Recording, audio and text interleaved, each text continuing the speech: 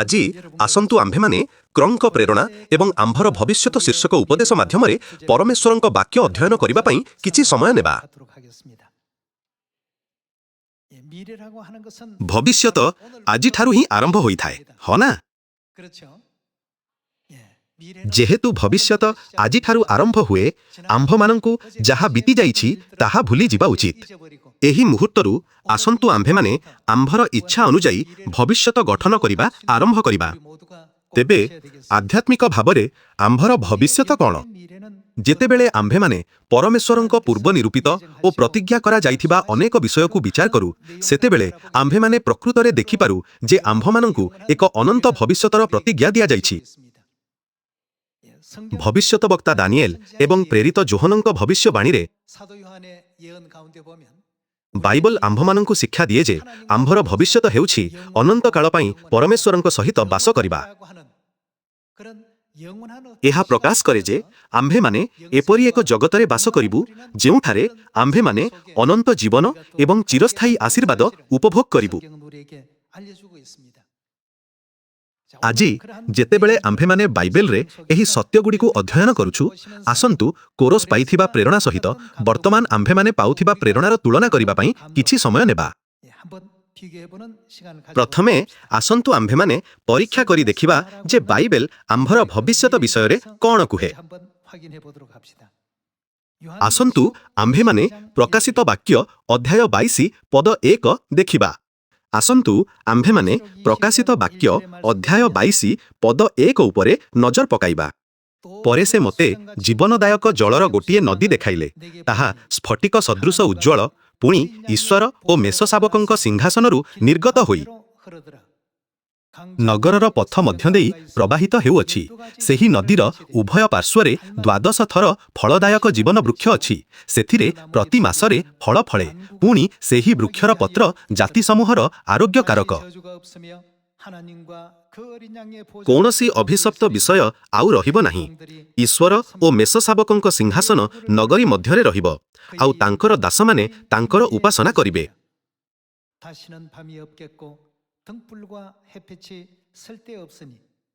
ସେମାନେ ତାହାଙ୍କ ମୁଖ ଦର୍ଶନ କରିବେ ଓ ତାହାଙ୍କ ନାମ ସେମାନଙ୍କ କପାଳରେ ଲିଖିତ ରହିବ। ଏହା ହିଁ ଆମ୍ଭର ଭବିଷ୍ୟତ। ଯେତେବେଳେ ଆପଣମାନେ ବିଚାର କରନ୍ତି ଯେ ଆମ୍ଭର ଭବିଷ୍ୟତ ପବିତ୍ର ଶାସ୍ତ୍ରରେ ଲିପିବଦ୍ଧ ହୋଇଛି, ସେତେବେଳେ ଆପଣଙ୍କ ହୃଦୟରେ କି ପ୍ରକାର ଚିନ୍ତା ବା ଭାବନା ଜାଗ୍ରତ ହୁଏ? କ'ଣ ଆପଣମାନଙ୍କ ପରି ଅନୁପ୍ରାଣିତ ହେଉଛନ୍ତି?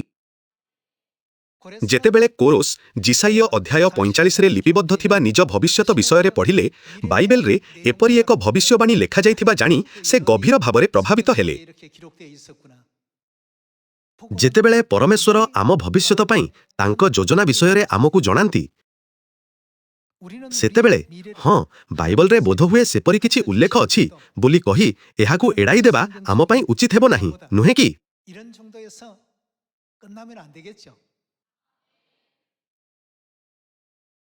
ବାଇବଲରେ ନିଜ ବିଷୟରେ ଥିବା ଭବିଷ୍ୟବାଣୀଗୁଡ଼ିକୁ ଦେଖି କୋରସ, ଯିଏ ଭାବିଥିଲେ ଯେ ସେ ନିଜର ସଫଳତା ଏବଂ ବିଜୟ ଦ୍ୱାରା ନିଜର ଶକ୍ତିଶାଳୀ ସାମ୍ରାଜ୍ୟ ଗଠନ କରିଛନ୍ତି,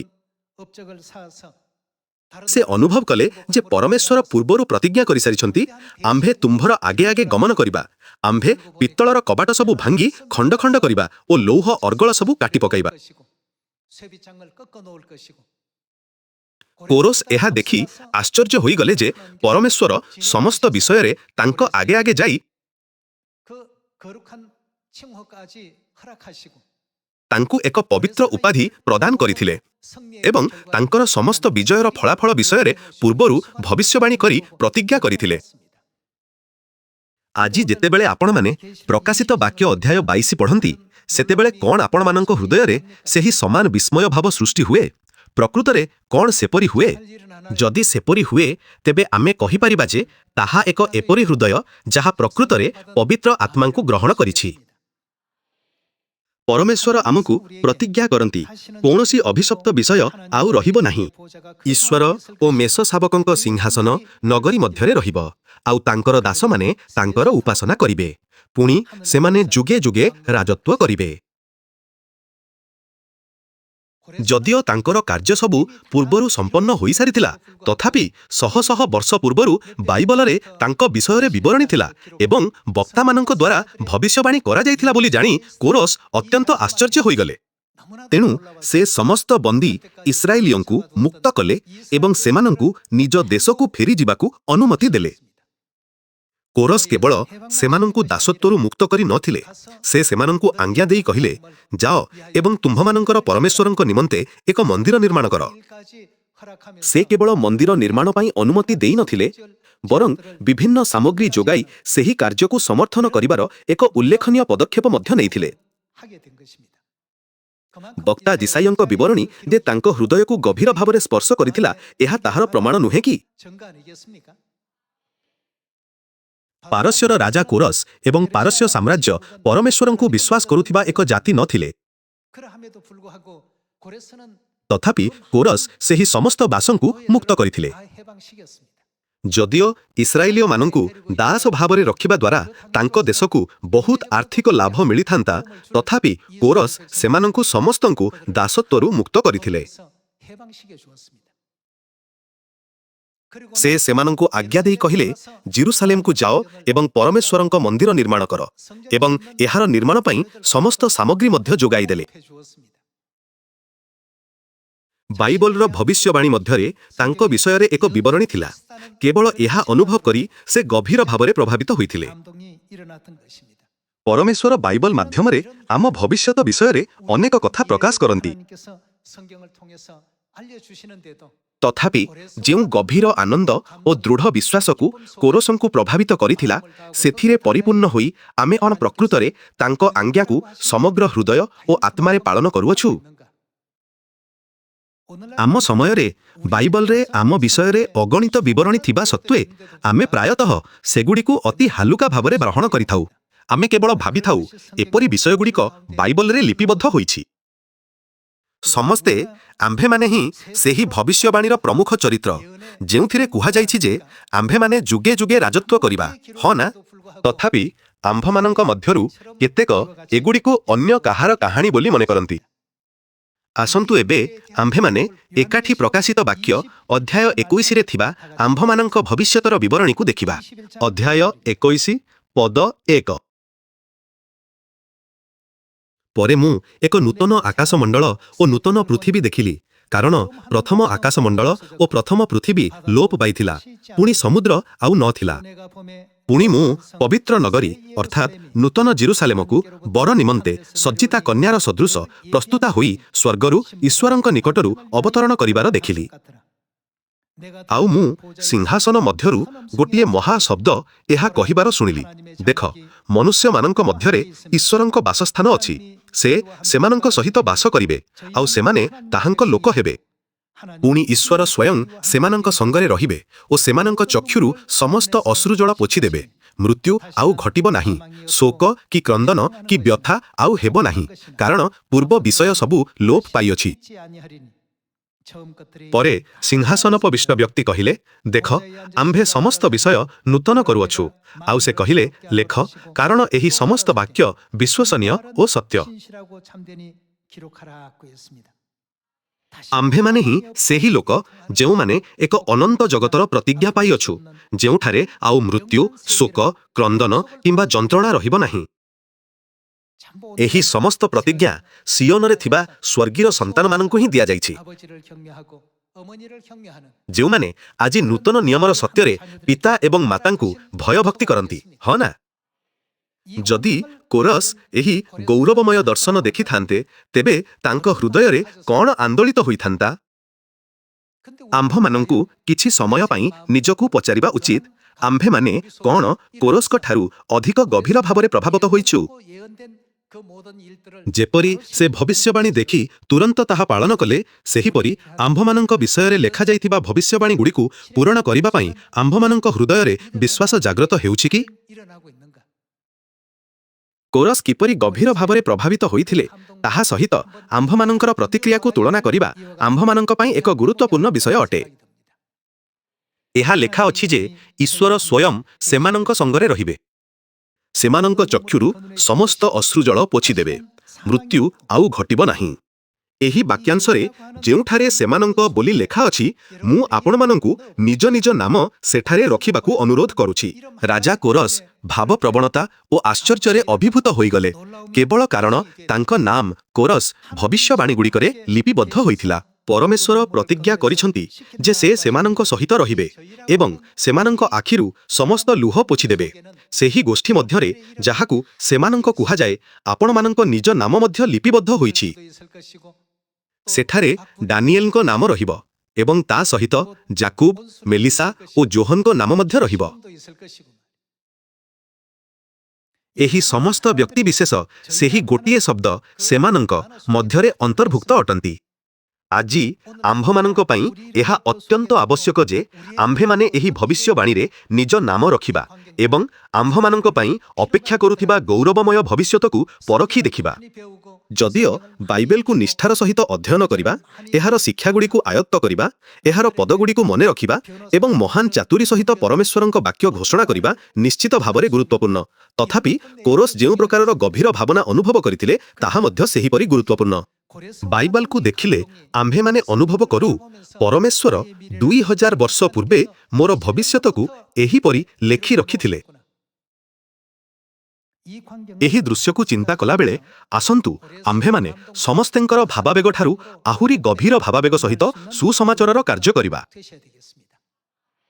ସମସ୍ତେ ଆମ୍ଭମାନଙ୍କ ଭବିଷ୍ୟତକୁ ଦେଖିଲେ ଆମ୍ଭେମାନେ କ'ଣ ଦେଖୁ? ଆମ୍ଭମାନଙ୍କ ପାଇଁ କେତେ ଗୌରବମୟ ଭବିଷ୍ୟତ ଅପେକ୍ଷା କରିଛି। ଏକ ଜଗତ ଯେଉଁଠାରେ ଆଉ ମୃତ୍ୟୁ ନାହିଁ, ଏକ ଜଗତ ଯେଉଁଠାରେ ଆଉ ଦୁଃଖ, ଶୋକ ଏବଂ ଯନ୍ତ୍ରଣା ନାହିଁ। ଏହି ଜଗତ ସେମାନଙ୍କୁ ଦିଆଯିବ। ସେଠାରେ ପରମେଶ୍ୱର ଡାନିଏଲଙ୍କ ସହିତ ରହିବେ, ସେ ମେଲିସାଙ୍କ ସହିତ ରହିବେ। ଆମ୍ଭେମାନଙ୍କର ପ୍ରତିଜ୍ଞା ଅପେକ୍ଷା 1000 ଏପରିକି 10,000 ଗୁଣ ମହାନ ପ୍ରତିଜ୍ଞା ପାଇଛୁ, ତଥାପି ଆମ୍ଭେମାନେ ତାଙ୍କ ଅପେକ୍ଷା ବହୁତ କମ୍ ପ୍ରଭାବିତ ହୋଇଛୁ କି? ଏପରି ମନୋଭାବ ରଖିବା କ'ଣ ଉଚିତ? ଏହି ମୁହୂର୍ତ୍ତରୁ ଆସନ୍ତୁ ଆମ୍ଭେମାନେ ସମସ୍ତେ ଆମ୍ଭମାନଙ୍କର ଆଧ୍ୟାତ୍ମିକ ଆଖି ପୂରାପୂରି ଖୋଲିବା, ପରମେଶ୍ୱର ଆମ୍ଭମାନଙ୍କ ପାଇଁ ପ୍ରସ୍ତୁତ କରିଥିବା ଭବିଷ୍ୟତ ଜଗତ ଉପରେ ଆମ୍ଭମାନଙ୍କର ଆଶା ସ୍ଥିର କରିବା ଏବଂ ଆମ୍ଭମାନଙ୍କ ସମ୍ମୁଖରେ ଥିବା ଦୌଡ଼ରେ ନିଷ୍ଠାର ସହିତ ଦୌଡ଼ିବା। ପରମେଶ୍ୱର ଆମ୍ଭମାନଙ୍କୁ ଦେଇଥିବା ଅନେକ ପ୍ରତିଜ୍ଞା ମଧ୍ୟରୁ ଆସନ୍ତୁ ଆମ୍ଭେମାନେ ଯୋହନ ଅଧ୍ୟାୟ 14 ଖୋଲିବା। ଆସନ୍ତୁ ଆମ୍ଭେମାନେ ଯୋହନ ଅଧ୍ୟାୟ 14 ପଦ 1ରେ ଥିବା ବାକ୍ୟକୁ ଦେଖିବା। ତୁମ୍ଭମାନଙ୍କ ହୃଦୟ ଉଦ୍ବିଗ୍ନ ନ ହେଉ, ତୁମ୍ଭେମାନେ ଈଶ୍ୱରଙ୍କଠାରେ ବିଶ୍ୱାସ କର, ମୋଠାରେ ମଧ୍ୟ ବିଶ୍ୱାସ କର। ମୋହର ପିତାଙ୍କ ଗୃହରେ ଅନେକ ବାସସ୍ଥାନ ଅଛି, ଯଦି ନ ଥାନ୍ତା ତାହାହେଲେ ମୁଁ ତୁମ୍ଭମାନଙ୍କୁ କହିଥାନ୍ତି, ମୁଁ ତୁମ୍ଭମାନଙ୍କ ନିମନ୍ତେ ସ୍ଥାନ ପ୍ରସ୍ତୁତ କରିବାକୁ ଯାଉଅଛି। ପୁଣି ମୁଁ ଯାଇ ତୁମ୍ଭମାନଙ୍କ ନିମନ୍ତେ ସ୍ଥାନ ପ୍ରସ୍ତୁତ କଲେ ପୁନର୍ବାର ଆସିବି, ଆଉ ମୁଁ ଯେଉଁ ସ୍ଥାନରେ ଥାଏ ତୁମ୍ଭେମାନେ ମଧ୍ୟ ଯେପରି ସେହି ସ୍ଥାନରେ ରହିବ, ସେଥି ନିମନ୍ତେ ତୁମ୍ଭମାନଙ୍କୁ ଆପଣା ନିକଟକୁ ଘେନିଯିବି। ଆମକୁ ପରମେଶ୍ୱରଙ୍କ ଅନନ୍ତ ଗୃହକୁ ନେବା ପାଇଁ ଯୀଶୁଖ୍ରୀଷ୍ଟ ଏହି ପଥ ପ୍ରସ୍ତୁତ କରି ପ୍ରତିଜ୍ଞା କଲେ, ପୁନର୍ବାର ଆସିବି, ଆଉ ମୁଁ ଯେଉଁ ସ୍ଥାନରେ ଥାଏ ତୁମ୍ଭେମାନେ ମଧ୍ୟ ଯେପରି ସେହି ସ୍ଥାନରେ ରହିବ, ସେଥି ନିମନ୍ତେ ତୁମ୍ଭମାନଙ୍କୁ ଆପଣା ନିକଟକୁ ଘେନିଯିବି, ମୋ ସହିତ ଅନନ୍ତକାଳ ବାସ କରିବା ପାଇଁ। କେବଳ ସ୍ୱର୍ଗର ସାଧୁଗଣ ଭାବରେ ରହିବା ହିଁ ଧନ୍ୟବାଦ ଦେବାର ଏକ ଯଥେଷ୍ଟ କାରଣ ଅଟେ। ତଥାପି ପରମେଶ୍ୱର କହିଲେ, ମୁଁ ତୁମ୍ଭମାନଙ୍କୁ ରାଜପଦଧାରୀ ଯାଜକ କରିବି, ଯେଉଁମାନେ ସଦାସର୍ବଦା ରାଜତ୍ୱ କରିବେ। କେବଳ ସେତିକି ନୁହେଁ, ସେ ଏହା ମଧ୍ୟ ପ୍ରତିଜ୍ଞା କଲେ, ମୁଁ ତୁମ୍ଭମାନଙ୍କୁ ଏପରି ଏକ ଜଗତ ପ୍ରଦାନ କରିବି ଯେଉଁଠାରେ ଆଉ ମୃତ୍ୟୁ କି ଶୋକ, କ୍ରନ୍ଦନ କି ବ୍ୟଥା ରହିବ ନାହିଁ। ଆମ ଅପେକ୍ଷା ସମଗ୍ର ସଂସାରରେ କାହାର ଭବିଷ୍ୟତ ଅଧିକ ଗୌରବମୟ, ଅଧିକ ସୁରକ୍ଷିତ ଏବଂ ପ୍ରତିଜ୍ଞାରେ ଅଧିକ ସୁନିଶ୍ଚିତ ଅଛି? ସିଓନର ସନ୍ତାନ ହୋଇଥିବା ଆମ୍ଭମାନଙ୍କ ବ୍ୟତୀତ ଅନ୍ୟ କେହି ଏପରି ପ୍ରତିଜ୍ଞା ପାଇନାହାନ୍ତି। ଯେତେବେଳେ କୋରସ ଭବିଷ୍ୟତବକ୍ତା ଜିସାଇଙ୍କ ପୁସ୍ତକରେ ନିଜ ନାମ ଲିଖିତ ଥିବାର ଦେଖିଲେ, ସେ ସମ୍ପୂର୍ଣ୍ଣ ଆଶ୍ଚର୍ଯ୍ୟ ହୋଇଗଲେ ଏବଂ ଅନୁଭବ କଲେ, ପ୍ରକୃତରେ ମୁଁ ଆଜି ପର୍ଯ୍ୟନ୍ତ ଯାହା କିଛି କରିଅଛି ତାହା ମୋର ନିଜ କାର୍ଯ୍ୟ ନୁହେଁ, ଏହା କେବଳ ପରମେଶ୍ୱରଙ୍କ ସାହାଯ୍ୟରେ ସମ୍ଭବ ହୋଇଛି। ସେ କେବଳ ପାର୍ଥିବ ବିଷୟ ସମ୍ବନ୍ଧୀୟ ଏକ ଭବିଷ୍ୟବାଣୀକୁ ନେଇ ଗଭୀର ଭାବରେ ପ୍ରଭାବିତ ହୋଇଥିଲେ। ଆହୁରି ମଧ୍ୟ ସେଗୁଡ଼ିକ କେବଳ ଅସ୍ଥାୟୀ ବିଷୟ ଥିଲା। କିନ୍ତୁ ଆମ୍ଭମାନଙ୍କ ପରିସ୍ଥିତି କିପରି? ଆମ୍ଭମାନଙ୍କୁ ପ୍ରତିଜ୍ଞା କରାଯାଇଥିବା ଆନନ୍ଦର ସ୍ୱରୂପ କ'ଣ? ଏହା କ'ଣ କେବଳ ଚିରକାଳ? ଏହା କ'ଣ 2 ଥରରୁ ଅଧିକ ଲେଖାଯାଇ ନାହିଁ? ଏହା ଏହିପରି ଲେଖା ଅଛି, ଚିରକାଳ ଅର୍ଥାତ୍ ଅନ୍ କାଳ ଯାଏ ଏହାକୁ ବ୍ୟକ୍ତ କରିବା ପାଇଁ ଆଉ କୌଣସି ଶବ୍ଦ ନାହିଁ। ଚିରକାଳ ଅର୍ଥାତ୍ ଅନନ୍ତ କାଳ ଯାଏ ରାଜ୍ୟ ଭୋଗ କରିବେ। ଆମ୍ଭମାନଙ୍କ ନାମ ସହିତ ପରମେଶ୍ୱରଙ୍କ ବାକ୍ୟ ଜଡ଼ିତ, ଯାହା ଆମ୍ଭମାନଙ୍କ ପାଇଁ ଏପରି ଏକ ଭବିଷ୍ୟତର ପ୍ରତିଜ୍ଞା କରିଛି ଏବଂ ତାହାକୁ ସୁନିଶ୍ଚିତ କରିଛି। ଯେତେବେଳେ ଆମ୍ଭେମାନେ ବାଇବେଲ ପଢ଼ୁ, ସେତେବେଳେ ଏଥିରେ ଲିପିବଦ୍ଧ ଘଟଣାଗୁଡ଼ିକୁ ଜାଣିବା ଗୁରୁତ୍ୱପୂର୍ଣ୍ଣ। ଯେପରିକି ଯୀଶୁ ବେଥଲିହେମରେ ଜନ୍ମଗ୍ରହଣ କଲେ ଏବଂ ପଣ୍ଡିତମାନେ ଆସି ତାଙ୍କର ଆରାଧନା କଲେ। କିନ୍ତୁ ଏହି ବିବରଣୀଗୁଡ଼ିକ ମାଧ୍ୟମରେ ଆମ୍ଭମାନଙ୍କୁ ଏହି ଗଭୀର ପ୍ରଶ୍ନ ପଚାରିବା ଉଚିତ, ସେ ଆମ୍ଭମାନଙ୍କୁ କ'ଣ ଦେବା ପାଇଁ ଏହି ପୃଥିବୀକୁ ଆସିଥିଲେ? ଆମ୍ଭେମାନେ କୋରସ୍ଙ୍କ ଭବିଷ୍ୟତକୁ ମହାନ ବୋଲି ଭାବିପାରୁ, କିନ୍ତୁ ଆମ୍ଭେମାନଙ୍କୁ ମନେ ରଖିବା ଉଚିତ ଯେ ପରମେଶ୍ୱର ଆମ୍ଭେମାନଙ୍କୁ ଏକ ଅନୁଗ୍ରହପୂର୍ଣ୍ଣ ଭବିଷ୍ୟତ ଦେଇଛନ୍ତି, ଯାହା ସମ୍ପୂର୍ଣ୍ଣ ଅତୁଳନୀୟ। ଏହା ଏତେ ବିଶାଳ ଓ ଅମାପ ଯେ ଏହି ସଂସାରର ଲୋକମାନଙ୍କ ପାଇଁ ତାହା ଅକଳ୍ପନୀୟ। ନିଜ ସମ୍ମୁଖରେ ଥିବା ଭବିଷ୍ୟତକୁ ଦେଖି, ଯାହା ପରମେଶ୍ୱର ତାଙ୍କୁ ପ୍ରଦାନ କରିଥିଲେ, କୋରସ୍ ସମସ୍ତ ଇସ୍ରାଏଲୀୟଙ୍କୁ ମୁକ୍ତ କରିଦେଲେ। ଯଦି ଦେଶର ଆର୍ଥିକ ସ୍ୱାର୍ଥ ଦୃଷ୍ଟିରୁ ବିଚାର କରାଯାଏ, ତେବେ ଏହି ନିଷ୍ପତ୍ତି ଏକ ବିରାଟ କ୍ଷତି ଥିଲା। ସେତେବେଳେ ଏତେ ସଂଖ୍ୟକ ଦାସମାନଙ୍କ ଦ୍ୱାରା ବିପୁଳ ଆର୍ଥିକ ଲାଭର ସମ୍ଭାବନା ଥିବା ସତ୍ତ୍ୱେ ସେ ସେମାନଙ୍କୁ ଦାସତ୍ୱରୁ ମୁକ୍ତ କରିଦେଲେ। ତାପରେ ସେ ଆଦେଶ ଦେଲେ, ଜେରୁସାଲେମକୁ ଯାଅ ଏବଂ ଇସ୍ରାଏଲର ପରମେଶ୍ୱର ସଦାପ୍ରଭୁଙ୍କ ପାଇଁ ଏକ ମନ୍ଦିର ନିର୍ମାଣ କର। କୋରସ୍ କେବଳ ଏକ ଆଜ୍ଞା ଜାରି କରିନଥିଲେ, ବରଂ ସେ ମନ୍ଦିରର ପୁନର୍ନିର୍ମାଣ ପାଇଁ ଆବଶ୍ୟକ ସମସ୍ତ ପ୍ରକାର ସାହାଯ୍ୟ ମଧ୍ୟ ଯୋଗାଇ ଦେଇଥିଲେ। ଆଜି ପରମେଶ୍ୱର ଆମ୍ଭମାନଙ୍କ ଅପେକ୍ଷା ଏକ ଅଧିକ ଉଜ୍ଜ୍ୱଳ ଓ ଗୌରବମୟ ଭବିଷ୍ୟତ ପ୍ରଦାନ କରିଛନ୍ତି। ତଥାପି ଯଦି ଆମ୍ଭେମାନେ ଯାହା କାର୍ଯ୍ୟରେ ପରିଣତ କରୁ, ତାହା ତାଙ୍କ କାର୍ଯ୍ୟର 1000 ଭାଗରୁ 1 ଭାଗ କିମ୍ବା 10,000 ଭାଗରୁ 1 ଭାଗ ସୁଦ୍ଧା ନ ହୁଏ, ତେବେ ଏହା କ'ଣ ପ୍ରକୃତରେ ଲଜ୍ଜାଜନକ ବିଷୟ ନୁହେଁ କି? ଯଦିଓ ପରମେଶ୍ୱର ଆମ୍ଭମାନଙ୍କୁ ଏକ ମହାନ ଅନୁଗ୍ରହ ପ୍ରଦାନ କରିଛନ୍ତି, ତଥାପି ଆମ୍ଭେମାନେ ଏହାକୁ ପ୍ରକୃତରେ ଓ ଅର୍ଥପୂର୍ଣ୍ଣ ଭାବରେ ହୃଦୟଙ୍ଗମ କରିପାରୁନାହୁଁ। ଯେତେବେଳେ ଆମ୍ଭେମାନେ ଏହା ଉପରେ ଚିନ୍ତା କରୁ, ଆମ୍ଭମାନଙ୍କୁ ନିଜକୁ ପଚାରିବା ଉଚିତ, ଯଦି ଆମ୍ଭମାନଙ୍କର ହୃଦୟ ଅପେକ୍ଷା କମ୍ ପ୍ରଭାବିତ ହୁଏ, ତେବେ ଏହା କ'ଣ ସୂଚିତ କରେ? ଭାଇ ଓ ଭଉଣୀମାନେ, ମୁଁ ବିଶ୍ୱାସ କରେ ଯେ ଆମ୍ଭେ ସମସ୍ତେ ଏହା ଉପରେ ଗଭୀର ଭାବରେ ଚିନ୍ତା କରିବା ଏବଂ ଆନ୍ତରିକତାର ସହିତ ଆତ୍ମସମୀକ୍ଷା କରିବା। ଯୋହନ୍ 14 ଅଧ୍ୟାୟରେ ଆମେ ଏପରି ଦୃଶ୍ୟ ମଧ୍ୟ ପାଉ, ଯେଉଁଠାରେ ଯୀଶୁ ଆମ ପାଇଁ ଏକ ଅନନ୍ତ ଗୃହ କିପରି ପ୍ରସ୍ତୁତ କରୁଛନ୍ତି ତାହା ଦେଖାନ୍ତି ଏବଂ କୁହନ୍ତି, ମୋହର ପିତାଙ୍କ ଗୃହରେ ଅନେକ ବାସସ୍ଥାନ ଅଛି, ମୁଁ ତୁମ୍ଭମାନଙ୍କ ନିମନ୍ତେ ସ୍ଥାନ ପ୍ରସ୍ତୁତ କରିବାକୁ ଯାଉଅଛି। ଆସନ୍ତୁ ଲୁକ୍ ଲିଖିତ ସୁସମାଚାର 19 ଅଧ୍ୟାୟ ଖୋଲିବା। ଅଧ୍ୟାୟ 19 ପଦ 12। ଏଣୁ ସେ କହିଲେ, ଜଣେ କୁଳୀନ ବ୍ୟକ୍ତି ଆପଣା ନିମନ୍ତେ ରାଜପଦ ପ୍ରାପ୍ତ ହୋଇ ବାହୁଡ଼ି ଆସିବା ସକାଶେ ଦୂର ଦେଶକୁ ଯାତ୍ରା କଲେ। ସେ ଆପଣାର 10 ଜଣ ଦାସଙ୍କୁ ଡାକି ସେମାନଙ୍କୁ 10 ଗୋଟି ମୋହର ଦେଇ କହିଲେ, ମୋର ଆସିବା ପର୍ଯ୍ୟନ୍ତ ବେପାର କର। କିନ୍ତୁ ତାଙ୍କ ଦେଶବାସୀମାନେ ତାଙ୍କୁ ଘୃଣା କରୁଥିଲେ, ଆଉ ସେମାନେ ତାଙ୍କ ପଛରେ ଦୂତ ପଠାଇ କହିଲେ, ଏ ଲୋକ ଯେ ଆମ୍ଭମାନଙ୍କ ଉପରେ ରାଜତ୍ୱ କରିବ, ଏହା ଆମ୍ଭମାନଙ୍କର ଇଚ୍ଛା ନୁହେଁ। ପରେ ସେ ରାଜପଦ ପ୍ରାପ୍ତ ହୋଇ ବାହୁଡ଼ି ଆସି ଯେଉଁ ଦାସମାନଙ୍କୁ ଧନ ଦେଇଥିଲେ, ସେମାନଙ୍କ ମଧ୍ୟରେ ବେପାର କରି କିଏ କେତେ ଲାଭ କରିଅଛି ତାହା ଜାଣିବା ନିମନ୍ତେ ସେମାନଙ୍କୁ ଆପଣା ନିକଟକୁ ଡାକି ଆଣିବା ପାଇଁ ଆଜ୍ଞା ଦେଲେ। ସେଥିରେ ପ୍ରଥମ ଜଣକ ଆସି କହିଲା, ପ୍ରଭୁ, ଆପଣଙ୍କ ମୋହର ଆଉ 10ଟି ମୋହର ଲାଭ କରିଅଛି। ସେ ତାହାକୁ କହିଲେ, ବେଶ୍, ଉତ୍ତମ ଦାସ, ତୁମ୍ଭେ ଅତି ଅଳ୍ପ ବିଷୟରେ ବିଶ୍ୱସ୍ତ ହୋଇଥିବାରୁ 10 ଗୋଟି ନଗର ଉପରେ ଅଧିକାର ପ୍ରାପ୍ତ ହୁଅ। ପୁଣି ଦ୍ୱିତୀୟ ଜଣକ ଆସି କହିଲା, ପ୍ରଭୁ, ଆପଣଙ୍କ ମୋହର 5ଟି ମୋହର ଲାଭ କରିଅଛି। ସେ ତାହାକୁ ମଧ୍ୟ କହିଲେ, ତୁମ୍ଭେ ସୁଦ୍ଧା 5 ଗୋଟି ନଗର ଉପରେ ଅଧିକାର ପ୍ରାପ୍ତ ହୁଅ। ଆଉ ଜଣେ ଆସି କହିଲା, ପ୍ରଭୁ, ଦେଖନ୍ତୁ, ଏହି ଆପଣଙ୍କର ମୋହର ମୁଁ ଏହା ଗାମୁଛାରେ ବାନ୍ଧି ରଖିଦେଇଥିଲି, କାରଣ ମୁଁ ଆପଣଙ୍କୁ ଭୟ କଲି, ଯେଣୁ ଆପଣ ଜଣେ କଠୋର ଲୋକ, ଯାହା ରଖିନଥାନ୍ତି ତାହା ଉଠାଇ ନିଅନ୍ତି, ପୁଣି ଯାହା ବୁଣି ନଥାନ୍ତି ତାହା କାଟନ୍ତି। ସେ ତାହାକୁ କହିଲେ, ରେ ଦୁଷ୍ଟ ଦାସ, ତୋର ମୁହଁର କଥାରେ ତୋର ବିଚାର କରିବି। ମୁଁ ଜଣେ କଠୋର ଲୋକ, ଯାହା ରଖି ନଥାଏ ତାହା ଉଠାଇ ନିଏ, ପୁଣି ଯାହା ବୁଣି ନଥାଏ ତାହା କାଟେ। ଏହା କ'ଣ ଜାଣିଥିଲୁ? ତେବେ ବ୍ୟାଙ୍କରେ କାହିଁକି ମୋହର ଧନ ରଖିଲୁ ନାହିଁ? ତାହା ହେଲେ ମୁଁ ଆସି ସୁଧ ସହିତ ତାହା ଆଦାୟ କରିଥାନ୍ତି। ପୁଣି ସେ ପାଖରେ ଠିଆ ହୋଇଥିବା ଲୋକମାନଙ୍କୁ କହିଲେ, ଏହାଠାରୁ ଏହି ମୋହର ଘେନିଯାଇ ଯାହାର 10 ମୋହର ଅଛି ତାହାକୁ ଦିଅ। ସେଥିରେ ସେମାନେ ତାଙ୍କୁ କହିଲେ, ପ୍ରଭୁ, ତାହାର ତ 10 ମୋହର ଅଛି।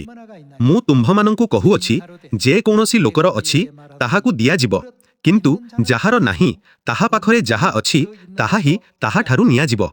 କିନ୍ତୁ ମୋର ଏହି ଯୋଉ ଶତ୍ରୁମାନେ ମୁଁ ସେମାନଙ୍କ ଉପରେ ରାଜତ୍ୱ କରି ବୋଲି ଇଚ୍ଛା କରି ନଥିଲେ ସେମାନଙ୍କୁ ଏଠାକୁ ଆଣି ମୋର ସାକ୍ଷାତରେ ହତ୍ୟା କର। ଏଠାରେ 10 ମୋହରର ଦୃଷ୍ଟାନ୍ତରେ ଲୁକ୍ 19 ଅଧ୍ୟାୟରେ ସେହି ଦାସର ଭବିଷ୍ୟତ ବିଷୟରେ ଲିପିବଦ୍ଧ ଅଛି ଯିଏ କେବଳ ନିଜ ମୋହରକୁ ସାଇତି ରଖିଥିଲା ଏବଂ ସେହି ବ୍ୟକ୍ତିର ଭବିଷ୍ୟତ ବିଷୟରେ ମଧ୍ୟ ଲିପିବଦ୍ଧ ଅଛି ଯିଏ ଗୋଟିଏ ମୋହର ନେଇ ଆଉ 10ଟି ଉପାର୍ଜନ କରିଥିଲା। ଆପଣମାନଙ୍କ ମତରେ କେଉଁ ଭବିଷ୍ୟତଟି ଅଧିକ ଭଲ? ଯିଏ ନିଜର ଗୋଟିଏ ମୋହରକୁ କେବଳ ସାଇତି ରଖିଥିଲା ତାହାର ଭବିଷ୍ୟତ ନା ଯିଏ ଆଉ 10ଟି ମୋହର ଉପାର୍ଜନ କରିଥିଲା ତାହାର ଭବିଷ୍ୟତ? ଯଦି ଆମ୍ଭେମାନେ ବୁଝିପାରୁ ଯେ 10ଟି ମୋହର ଉପାର୍ଜନ କରିଥିବା ବ୍ୟକ୍ତିର ଭବିଷ୍ୟତ ହିଁ ଅଧିକ ଭଲ ତେବେ ଆମ୍ଭମାନଙ୍କୁ ତାହାକୁ ନିଜର ଲକ୍ଷ୍ୟ କରିବା ଉଚିତ। ତେବେ 10ଟି ମୋହର ଉପାର୍ଜନ କରିବା ପାଇଁ ଆମ୍ଭମାନଙ୍କୁ କ'ଣ କରିବାକୁ ହେବ? ଏହି ଲକ୍ଷ୍ୟ ହାସଲ କରିବା ପାଇଁ ପ୍ରକୃତ କାର୍ଯ୍ୟାନୁଷ୍ଠାନ ଆବଶ୍ୟକ ଅର୍ଥାତ୍ ଆମ୍ଭମାନଙ୍କୁ ତାହାକୁ କାର୍ଯ୍ୟରେ ପରିଣତ କରିବାକୁ ହେବ। କୋରସ୍ କେବଳ ନିଜ ବିଷୟରେ ଥିବା ଭବିଷ୍ୟବାଣୀରେ ସନ୍ତୁଷ୍ଟ ନଥିଲେ ସେଥିରେ ପରମେଶ୍ୱରଙ୍କ ଲୋକମାନଙ୍କୁ ବନ୍ଦୀକାରୀମାନଙ୍କ କବଳରୁ ମୁକ୍ତ କରିବା ଓ ମନ୍ଦିରର ପୁନର୍ନିର୍ମାଣ ବିଷୟରେ ମଧ୍ୟ ଭବିଷ୍ୟବାଣୀ କରାଯାଇଥିଲା। ତେଣୁ ସେହି ଭବିଷ୍ୟବାଣୀ ଅନୁସାରେ ସେ କ'ଣ କଲେ? କାରଣ ସେ ତାହା ବିଶ୍ୱାସ କଲେ ସେ ଭବିଷ୍ୟବାଣୀ ଅନୁସାରେ ତାହାକୁ ଅବିକଳ କାର୍ଯ୍ୟକାରୀ କଲେ। ସେ ସମସ୍ତ ଇସ୍ରାଏଲିୟଙ୍କୁ ମୁକ୍ତ କଲେ। ସେହି ସମୟରେ ବିଜିତ ରାଷ୍ଟ୍ରଗୁଡ଼ିକର ଲୋକମାନଙ୍କୁ ଶ୍ରମ କରାଇବା ପାଇଁ ବନ୍ଦୀ କରିବା ଦ୍ୱାରା ଦେଶର ଅର୍ଥନୀତିକୁ ବହୁତ ସାହାଯ୍ୟ ମିଳୁଥିଲା। ତଥାପି ଏହା ତାଙ୍କ ଦେଶର ଅର୍ଥନୀତିକୁ ଯଥେଷ୍ଟ କ୍ଷତି ପହଞ୍ଚାଇବ ବୋଲି ଜାଣି ସୁଦ୍ଧା ସେ ସମସ୍ତଙ୍କୁ ମୁକ୍ତ କରିଦେଲେ। ଏହା ବ୍ୟତୀତ ସେ ସେମାନଙ୍କୁ ଜେରୁସାଲେମ ଯାଇ ପରମେଶ୍ୱରଙ୍କର ସେବା କରିବା ପାଇଁ ଏକ ମନ୍ଦିର ନିର୍ମାଣ କରିବାକୁ ମଧ୍ୟ ଆଦେଶ ଦେଇଥିଲେ, ହଁ ନା? ସେ କେବଳ ଆଦେଶ ଦେଇନଥିଲେ ବରଂ ମନ୍ଦିର ନିର୍ମାଣ ପାଇଁ ସମସ୍ତ ସାମଗ୍ରୀ ମଧ୍ୟ ଯୋଗାଇ ଦେଇଥିଲେ। ଆମେ ଏହି ଦୃଷ୍ଟାନ୍ତକୁ ବିଚାର କଲାବେଳେ କିଛି ଲୋକ 10 ମୋହର ଲାଭ କରିବାର ଭବିଷ୍ୟତ ପାଇବେ ଏବଂ ଅନ୍ୟମାନେ 5 ମୋହର। ଦୁଃଖର କଥା ଏପରି ଲୋକ ମଧ୍ୟ ରହିବେ ଯେଉଁମାନଙ୍କର ଭବିଷ୍ୟତ କେବଳ ଗୋଟିଏ ମୋହର ହେବ।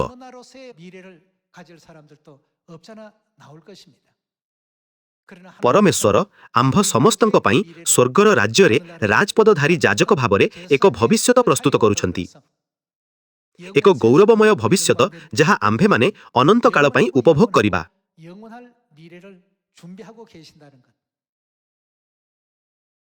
ତେଣୁ ଆମ୍ଭମାନଙ୍କୁ କେବଳ ଗୋଟିଏ ମୋହରର ଭବିଷ୍ୟତ ପରିବର୍ତ୍ତେ 10 ମୋହର ଲାଭ କରିବାର ଭବିଷ୍ୟତ ଗଠନ କରିବା ପାଇଁ ଚେଷ୍ଟା କରିବା ଉଚିତ, ହଁ ନା? ଆସନ୍ତୁ ଆମେ ଜିସାଇୟା ଅଧ୍ୟାୟ 60 ପଦ 1ରେ ଥିବା ଭବିଷ୍ୟବାଣୀର ବାକ୍ୟକୁ ମଧ୍ୟ ପରୀକ୍ଷା କରିବା। ଉଠ, ଦୀପ୍ତିମତୀ ହୁଅ, କାରଣ ତୁମ୍ଭର ଦୀପ୍ତି ଉପସ୍ଥିତ ଓ ସଦାପ୍ରଭୁଙ୍କର ପ୍ରତାପ ତୁମ୍ଭ ଉପରେ ଉଦିତ ହୋଇଅଛି। କାରଣ ଦେଖ ଅନ୍ଧକାର ପୃଥିବୀକି ଓ ଘୋର ଅନ୍ଧକାର ଗୋଷ୍ଠୀବର୍ଗଙ୍କୁ ଆଚ୍ଛନ୍ନ କରିବ, ମାତ୍ର ତୁମ୍ଭ ଉପରେ ସଦାପ୍ରଭୁ ଉଦିତ ହେବେ ଓ ତାଙ୍କର ପ୍ରତାପ ତୁମ୍ଭ ଉପରେ ଦେଖାଯିବ। ପୁଣି ଅନ୍ୟ ଦେଶୀୟମାନେ ତୁମ୍ଭର ଦୀପ୍ତି ନିକଟକୁ ଓ ରାଜଗଣ ତୁମ୍ଭ ଅରୁଣୋଦୟର ଆଲୁଅ ନିକଟକୁ ଆସିବେ। ତୁମ୍ଭେ ଅନାଇ ଚତୁର୍ଦିଗ ଦେଖ, ସେ ସମସ୍ତେ ଏକତ୍ର ହେଉଅଛନ୍ତି, ସେମାନେ ତୁମ୍ଭ ନିକଟକୁ ଆସୁଅଛନ୍ତି।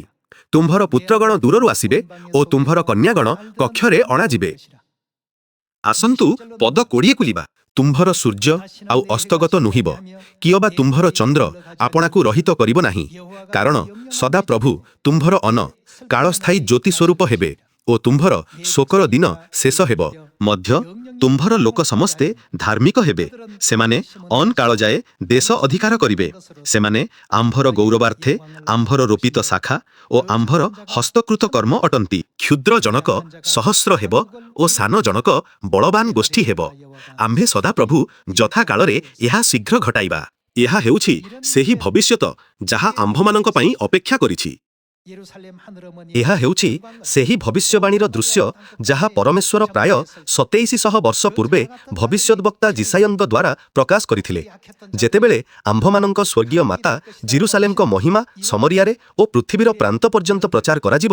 ସେତେବେଳେ କ୍ଷୁଦ୍ର ଜଣକ ସହସ୍ର ହେବ ଓ ସାନ ଜଣକ ବଳବାନ ଗୋଷ୍ଠୀ ହେବ। ତେଣୁ ଏହି ସମସ୍ତ ଭବିଷ୍ୟବାଣୀ ନିଶ୍ଚିତ ଭାବରେ ପୂରଣ ହେବ ବୋଲି ସମ୍ପୂର୍ଣ୍ଣ ବିଶ୍ୱାସ ସହିତ ଆମ୍ଭମାନଙ୍କୁ ଆଗକୁ ବଢ଼ିବା ଉଚିତ, ହଁ ନା? ଯେପରି କୋରସ୍ ନିଜ ପାଇଁ ସମ୍ପନ୍ନ ହୋଇଥିବା କାର୍ଯ୍ୟଗୁଡ଼ିକୁ ଦେଖି ଦୃଢ଼ ଭାବରେ କାର୍ଯ୍ୟ କଲେ, ସେହିପରି ଆମ୍ଭେମାନେ ମଧ୍ୟ ପରମେଶ୍ୱରଙ୍କ ଭବିଷ୍ୟବାଣୀର ଇଚ୍ଛା ଅନୁସାରେ ନିଜ ଭବିଷ୍ୟତକୁ ସକ୍ରିୟ ଭାବରେ ଗଠନ କରିବା ଉଚିତ, ହଁ ନା? ତେବେ ଆସନ୍ତୁ ପରମେଶ୍ୱର ଆମ୍ଭମାନଙ୍କୁ ପ୍ରକାଶ କରିଥିବା ଆଉ କିଛି ଭବିଷ୍ୟବାଣୀର ଦୃଶ୍ୟକୁ ପରୀକ୍ଷା କରିବା। ମାଥ୍ୟୁ ଅଧ୍ୟାୟ 24। ଆସନ୍ତୁ ଆମ୍ଭେମାନେ ମାଥ୍ୟୁ ଅଧ୍ୟାୟ 24 ପଦ 13କୁ ଏକାଠି ଦେଖିବା। ମାତ୍ର ଯେ ଶେଷ ପର୍ଯ୍ୟନ୍ତ ଧୈର୍ଯ୍ୟ ଧରି ରହିବ, ସେ ପରିତ୍ରାଣ ପାଇବ। ଆଉ ସମସ୍ତ ଜାତି ନିକଟରେ ସାକ୍ଷ୍ୟ ଦେବା ନିମନ୍ତେ ରାଜ୍ୟର ଏହି ସୁସମାଚାର ସମୁଦାୟ ପୃଥିବୀରେ ଘୋଷଣା କରାଯିବ। ସ୍ୱର୍ଗର ରାଜ୍ୟର ସୁସମାଚାର ନିଶ୍ଚିତ ଭାବରେ ସମଗ୍ର ଜଗତରେ ପ୍ରଚାର କରାଯିବ। କିନ୍ତୁ ଏହା କେବଳ ସୁସମାଚାର ପ୍ରଚାରରେ ଶେଷ ହୁଏ ନାହିଁ। ପରମେଶ୍ୱର କିପରି ପୁନର୍ବାର ଏହି ପୃଥିବୀକୁ ଆସିବେ ବୋଲି କହିଛନ୍ତି, ତାହା ଦେଖିବା ପାଇଁ ଆସନ୍ତୁ ଏକ ଥେସଲୋନିକୀୟ ଅଧ୍ୟାୟ 4 ପଦ 16 ପାଠ କରିବା। ଆମ୍ଭେମାନେ ଯେ ଏପରି ଏକ ପିଢ଼ିରେ ବାସ କରୁଛୁ, ଯେଉଁଠାରେ ଆମ୍ଭେମାନେ ଏହି ସବୁ ବିଷୟକୁ ନିଜ ଆଖିରେ ଅନୁଭବ କରିପାରିବା ଓ ଦେଖିପାରିବା, ସେଥିପାଇଁ ଆମ୍ଭମାନଙ୍କୁ ସର୍ବଦା ଧନ୍ୟବାଦ ଦେବା ଉଚିତ। ଆସନ୍ତୁ ଅଧ୍ୟାୟ 4 ପଦ 16 ଦେଖିବା। କାରଣ ପ୍ରଭୁ ଆପେ ଆଦେଶ ଦେଇ ପ୍ରଧାନ ଦୂତଙ୍କ ସ୍ୱର ଓ ଈଶ୍ୱରଙ୍କ ତୁରୀବାଦ୍ୟ ସହିତ ସ୍ୱର୍ଗରୁ ଅବତରଣ କରିବେ। ସେଥିରେ ଯେଉଁମାନେ ଖ୍ରୀଷ୍ଟଙ୍କଠାରେ ଥାଇ ମରିଅଛନ୍ତି, ସେମାନେ ପ୍ରଥମରେ ଉଠିବେ। ପରେ ଆମ୍ଭେମାନେ ଯେତେ ଲୋକ ଜୀବିତ ରହି ଅବଶିଷ୍ଟ ଥିବୁ, ପ୍ରଭୁଙ୍କ ସହିତ ସାକ୍ଷାତ କରିବା ନିମନ୍ତେ ଆମ୍ଭେମାନେ ସେମାନଙ୍କ ସହ ମେଘମାଳାରେ ଶୂନ୍ୟମଣ୍ଡଳକୁ ନୀତ ହେବୁ। ଏହି ପ୍ରକାରେ ଆମ୍ଭେମାନେ ସର୍ବଦା ପ୍ରଭୁଙ୍କ ସହିତ ରହିବୁ। ଅତଏବ ଏହି ସମସ୍ତ ବାକ୍ୟ ଦ୍ୱାରା ତୁମ୍ଭେମାନେ ପରସ୍ପରକୁ ସାନ୍ତ୍ୱନା ଦିଅ। ସ୍ୱର୍ଗର ଅନନ୍ତ ରାଜ୍ୟକୁ ଆମ୍ଭମାନଙ୍କ ଯାତ୍ରାପଥରେ ଏହି ସବୁ ବିଷୟ ନିଶ୍ଚୟ ଅନୁଭବ କରିବାକୁ ହେବ, ହଁ ନା? ଏହା କେତେ ରୋମାଞ୍ଚକ! ଏହି ଘଟଣାଗୁଡ଼ିକ କେତେ ମହାନ ଏବଂ ଆଶ୍ଚର୍ଯ୍ୟଜନକ! ପରମେଶ୍ୱର ଏହି ସମସ୍ତ ବିଷୟକୁ ପୂର୍ବରୁ ଲିପିବଦ୍ଧ କରିଛନ୍ତି। ଆମ୍ଭମାନଙ୍କ ନିମନ୍ତେ ପରମେଶ୍ୱର ଆମ୍ଭମାନଙ୍କୁ କେବଳ 10-20ଟି ନୁହେଁ, ବରଂ ଶହ ଶହ ଏପରିକି ହଜାର ହଜାର ଭବିଷ୍ୟବାଣୀ ଦେଇଛନ୍ତି। ପରମେଶ୍ୱର ବର୍ତ୍ତମାନ ଆମ୍ଭମାନଙ୍କୁ ଏହି ପ୍ରକ୍ରିୟା ଦେଇ ଆଗେଇ ନେଉଛନ୍ତି ଏବଂ ପ୍ରତିଜ୍ଞା କରୁଛନ୍ତି ଯେ ଭବିଷ୍ୟତରେ ଆମ୍ଭେମାନେ ସମସ୍ତେ ସ୍ୱର୍ଗର ରାଜ୍ୟରେ ରାଜପଦଧାରୀ ଯାଜକ ଭାବରେ ଆସନ ଗ୍ରହଣ କରିବୁ। ତେଣୁକରି ଆମ୍ଭମାନଙ୍କୁ ଏହି ପୃଥିବୀର କ୍ଷଣସ୍ଥାୟୀ ବିଷୟଗୁଡ଼ିକ ଦ୍ୱାରା ଆକର୍ଷିତ ହୋଇ ସ୍ୱର୍ଗ ପାଇଁ ଥିବା ଆମ୍ଭର ଅନନ୍ତ ଆଶାକୁ ହରାଇବା ଆଦୌ ଉଚିତ ନୁହେଁ। କେବଳ ଗୋଟିଏ ମିନା ପାଇଥିବା ବ୍ୟକ୍ତିଙ୍କ ଅପେକ୍ଷା 10 ମିନା ପାଇଥିବା ବ୍ୟକ୍ତିଙ୍କ ପରି ଆମ୍ଭମାନଙ୍କର ଭବିଷ୍ୟତ ହେବା ଅଧିକ ଭଲ ହେବ, ହଁ ନା? ଏହା ପ୍ରାପ୍ତ କରିବା ପାଇଁ ଆଜି ଆମ୍ଭମାନଙ୍କୁ ମିଳିଥିବା ସମୟରେ ଆସନ୍ତୁ ତାଙ୍କ ବାକ୍ୟକୁ ସମ୍ପୂର୍ଣ୍ଣ ରୂପେ ପାଳନ କରି ଜୀବନଯାପନ କରିବା ଏବଂ ନିଷ୍ଠାର ସହିତ ସୁସମାଚାର ପ୍ରଚାର କରିବା। ମୁଁ ପ୍ରାର୍ଥନା କରୁଛି ଯେ ଏପରି କରିବା ଦ୍ୱାରା ସିଓନରେ ଥିବା ଆମ୍ଭର ସମସ୍ତ ପରିବାର ବର୍ଗ କେବଳ 10 ମିନା ନୁହେଁ, ବରଂ 100, 1000 କିମ୍ବା ଏପରିକି 10,000ରୁ ଅଧିକ ମିନା ଲାଭ କରିବେ। କୋରସ୍ ଯେଉଁ ଆନନ୍ଦ ଓ ବିସ୍ମୟ ଅନୁଭବ କରିଥିଲେ, ସେ ବିଷୟରେ ବିଚାର କରନ୍ତୁ। ତାଙ୍କର ନାମ ଶହ ଶହ ବର୍ଷ ପୂର୍ବରୁ ଲିପିବଦ୍ଧ ହୋଇଥିଲା। ଏହା କେତେ ଆଶ୍ଚର୍ଯ୍ୟଜନକ କଥା! ସେ ଯାହା ସବୁ ସମ୍ପନ୍ନ କରିବାକୁ ଥିଲେ, ତାହା ମଧ୍ୟ ଲିପିବଦ୍ଧ ହୋଇଥିଲା। ଏହା ପ୍ରକୃତରେ ଏକ ଆଶ୍ଚର୍ଯ୍ୟଜନକ ବିଷୟ। ପ୍ରାୟ 2700 ବର୍ଷ ପୂର୍ବେ ବାଇବଲରେ ଲିପିବଦ୍ଧ ବକ୍ତାମାନଙ୍କର ଭବିଷ୍ୟବାଣୀରେ ମଧ୍ୟ ପରମେଶ୍ୱର ପୂର୍ବରୁ ଭବିଷ୍ୟବାଣୀ କରିଛନ୍ତି ଯେ ଆମ୍ଭେମାନେ ଏହି ଯୁଗରେ କ'ଣ କରିବୁ। 2000 ବର୍ଷ ପୂର୍ବର ଭବିଷ୍ୟବାଣୀଗୁଡ଼ିକରେ ପରମେଶ୍ୱର ପୂର୍ବରୁ ଲିପିବଦ୍ଧ କରି ରଖିଛନ୍ତି ଯେ ଭବିଷ୍ୟତରେ ଆମ୍ଭେମାନେ କ'ଣ ହେବୁ। ଆମ୍ଭେମାନେ ପରମେଶ୍ୱରଙ୍କଠାରୁ ସେହି ଅନନ୍ତ ଜଗତକୁ ଉତ୍ତରାଧିକାରରେ ପାଇବୁ, ଯେଉଁଠାରେ ଆଉ ମୃତ୍ୟୁ, ଶୋକ କିମ୍ବା କ୍ରନ୍ଦନ ରହିବ ନାହିଁ। ଆମ୍ଭେମାନେ ଯେ ଏହି ଉତ୍ତରାଧିକାର ପାଇବୁ, ଏହି ବିଷୟ ମଧ୍ୟ ବାଇବଲରେ ପୂର୍ବରୁ ଲିପିବଦ୍ଧ ହୋଇଅଛି। ଏହା କ'ଣ ଏହି ଜଗତର ଗୋଟିଏ ଆପାର୍ଟମେଣ୍ଟ ଅପେକ୍ଷା ବହୁତ ଅଧିକ ମୂଲ୍ୟବାନ ନୁହେଁ କି? ଏହି ଜଗତରେ 10 କିମ୍ବା 20 ବର୍ଷର ଜୀବନ ଯେତେ ଚମତ୍କାର ହେଲେ ମଧ୍ୟ ଯୁଗେ ଯୁଗେ ସ୍ଥାୟୀ ରହୁଥିବା ଅନନ୍ତ ଜୀବନ କ'ଣ ତାଠାରୁ ଅଧିକ ମୂଲ୍ୟବାନ ନୁହେଁ କି? ଆସନ୍ତୁ ରାଜା କୋରସଙ୍କ ଭବିଷ୍ୟତ ସହିତ ଆମ୍ଭମାନଙ୍କର ଭବିଷ୍ୟତକୁ ତୁଳନା କରିବା। ଆମ୍ଭମାନଙ୍କଠାରେ ପ୍ରକାଶିତ ହେବାକୁ ଥିବା ଗୌରବ ସହିତ ତାଙ୍କର ଗୌରବ ତୁଳନୀୟ ନୁହେଁ। ତଥାପି ସେହି ଅଳ୍ପ ମାତ୍ରାର ପ୍ରେରଣା ଦ୍ୱାରା ମନ ପ୍ରେରିତ ହୋଇ କୋରସ୍ ଏକ ମହାନ କାର୍ଯ୍ୟ ସମ୍ପନ୍ନ କରିଥିଲେ। ପରମେଶ୍ୱର ଆମ୍ଭମାନଙ୍କ ପାଇଁ ଯେଉଁ ଚମତ୍କାର ଭବିଷ୍ୟତ ପ୍ରସ୍ତୁତ କରିଛନ୍ତି, ତାହା ସତ୍ତ୍ୱେ ଆମ୍ଭେମାନେ କ'ଣ କଷ୍ଟ ଏବଂ ଶୋକରେ ଭାରାକ୍ରାନ୍ତ ହୋଇ ଜୀବନ ବିତାଇବା ଉଚିତ? ଠିକ୍ ଏହି ମୁହୂର୍ତ୍ତରେ ଆସନ୍ତୁ ଆମ୍ଭେମାନେ ପୁଣି ଥରେ ନିଜ ହୃଦୟରେ ଏକ ନୂତନ ସଂକଳ୍ପ ନେବା ଏବଂ ପରମେଶ୍ୱର ଆମ୍ଭମାନଙ୍କୁ ପ୍ରଦାନ କରିଥିବା ଭବିଷ୍ୟତର ଆଶାକୁ ଦୃଢ଼ ଭାବରେ ଧରି ରଖିବା, ତାହାକୁ କେବେ ହେଲେ ହରାଇବା ନାହିଁ। ମୁଁ ଆନ୍ତରିକ ପ୍ରାର୍ଥନା କରୁଛି ଯେ ଆମ୍ଭେମାନେ ସମସ୍ତେ ଆମ୍ଭ ସମ୍ମୁଖରେ ଧାର୍ଯ୍ୟ ଦୌଡ଼ରେ ଅଧ୍ୟବସାୟର ସହିତ ସ୍ୱର୍ଗୀୟ ପରିବାର ସିଓନର ସନ୍ତାନଗଣ ହେଉ। ଏହି ବାକ୍ୟ ସହିତ ମୁଁ ଆଜିର ଉପଦେଶ ଶେଷ କରୁଛି। ଆପଣମାନଙ୍କୁ ବହୁତ ବହୁତ ଧନ୍ୟବାଦ।